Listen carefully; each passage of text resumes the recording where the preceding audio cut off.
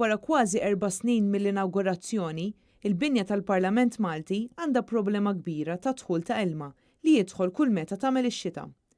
Diversi partijiet mill-binja tal-Parlament fosthom il-blok fejn hemm il-Kamra tad-Deputati, it-tarax tal-emerġenza kif ukoll il-pjan sotterran qed ikunu milquta minn ammont kbir ta' ilma li qed jidħol mit-triq kif ukoll mill-bejt fit-tielet solar, kawża ta' xita qawwija.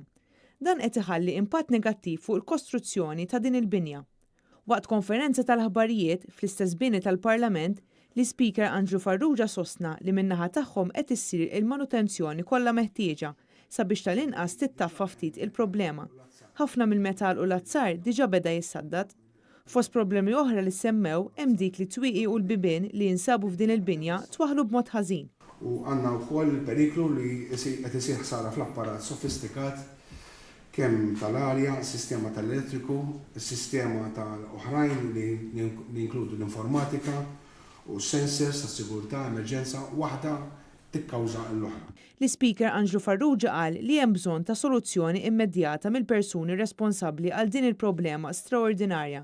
Farrugia semma l-kumpanija GHRC, il-Grand Harbour Regeneration Corporation, bħala l-kumpanija responsabbli għal bini tal-Parlament u sostna li diġà hemm kawżi kontra xi kuntratturi fil-qorti. Din il-binja ġdida tlestit f'Mejju tas-sena 2015.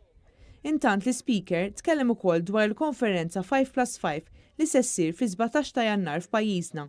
F'din il-konferenza se jieħdu sehem 5 pajjiżi Ewropej u 5 pajjiżi Arab, fejn se jiġu diskussi diversi temi relatati mal-ħidma ministerjali kif ukoll dik parlamentari.